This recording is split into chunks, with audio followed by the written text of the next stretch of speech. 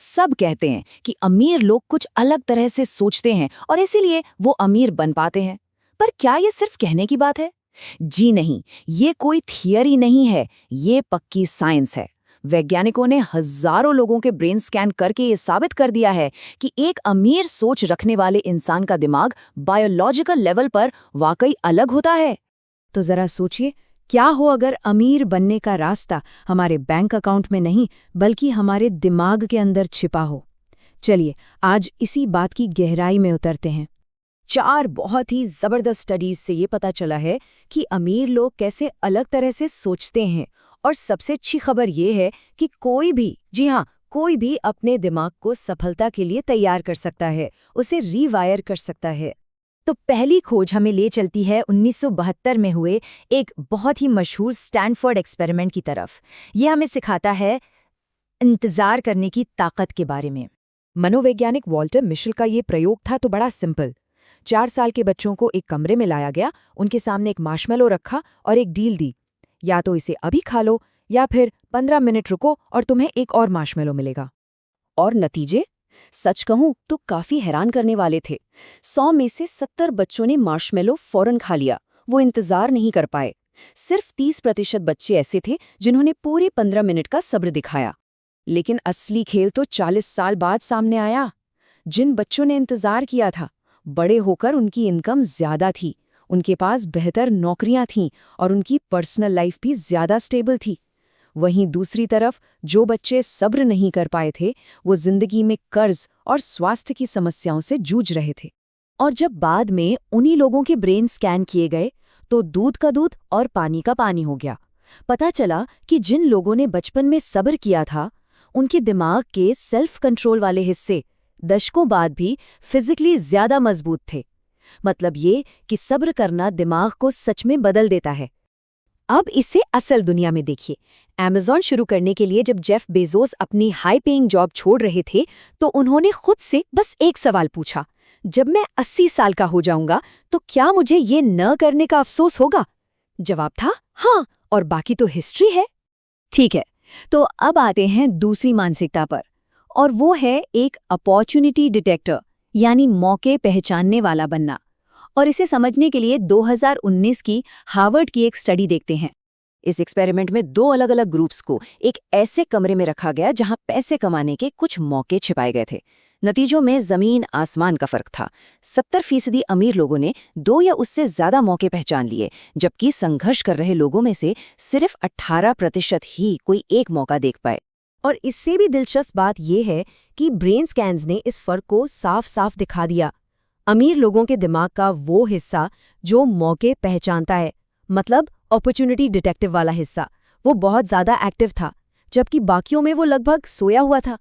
ये बात इस फैक्ट से और भी पक्की हो जाती है कि 85% सेल्फ मेड करोड़पतियों के पास इनकम का सिर्फ एक जरिया नहीं होता, उनके पास कम से कम 3 अलग अलग सोर्स होते हैं। वो हमेशा नए मौकों की तलाश में रहते हैं। तो इसका तरीका क्या है? बड़ा सीधा सा है। पहले अपनी इनकम का एक पक्का भरोसेमंद जरिया बनाओ। जब वो सेट हो जाए, तब पूरी एनर्जी के साथ अगले मौके की तलाश करो। फिर उसे एक पक्के जरिए में बदलो, एक के बाद एक साथ सब कुछ नहीं। जेफ बेजोस का करियर इसका एक बेहतरीन उदाहरण है।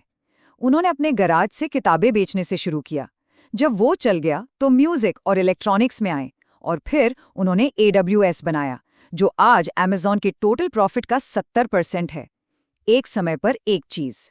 चलिए अब हमारी लिस्ट में तीसरी आदत पर चलते हैं, और ये है लगातार सीखने की आदत। ये थॉमस कॉर्ली की 5 साल की एक लंबी स्टडी पर बेस्ड है। इसे समझने के लिए राहुल और अंकुर की कहानी लेते हैं।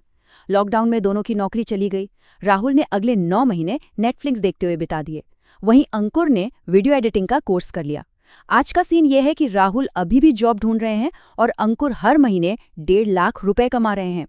और स्टडी के आंकड़े भी ठीक यही कहानी बताते हैं। करीब 90% अमीर लोग हर रोज 30 मिनट से ज्यादा कुछ नया सीखने में लगाते हैं, जबकि 95% आमदनी वाले लोग वही समय सिर्फ मनोरंजन पर खर्च कर देते हैं। लेकिन यहाँ एक बहुत जरूरी बात है, ये सिर्फ कुछ भी सीखने या पढ़ने के बारे में नहीं है, ये एक मकसद के साथ सीखने के बारे में है। ऐसी नॉलेज जिसका कोई इस्तेमाल न हो, जो बस दिमाग में पड़ी रहे, वो एक तरह से समय की बर्बादी है। और अब आते हैं चौथी और शायद सबसे जरूरी मानसिकता पर, अपनी जिंदगी की पूरी जिम्मेदारी लेना। और ये लंदन स्कूल ऑफ इकोनॉमिक्स की एक बहुत बड़ी स्टडी पर आधारित है। जब 2 अलग-अलग ग्रुप से ये पूछा गया है कि वो आज जहां भी हैं, वहां क्यों हैं, तो उनके जवाबों में बहुत बड़ा फर्क था। एक ग्रुप ने इकोनॉमी, सरकार और किस्मत को दोष दिया, जबकि दूसरे ग्रुप ने कहा, मैंने सही फैसले लिए और मैंने अपनी जिंदगी की जिम्मेदारी खुद ली। ब्रेन स्कैन्स ने इस सोच के फर्क को भी पकड़ लिया।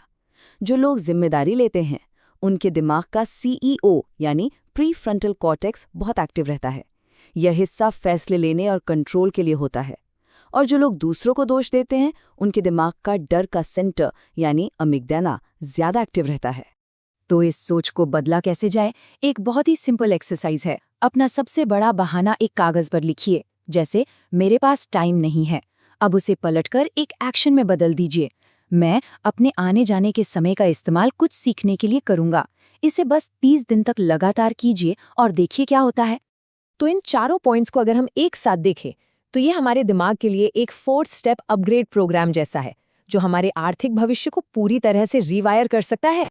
इसे अपने दिमाग का नया ऑपरेटिंग सिस्टम समझ लीजिए। पहला, हमेशा लंबी अवधि का सोचें।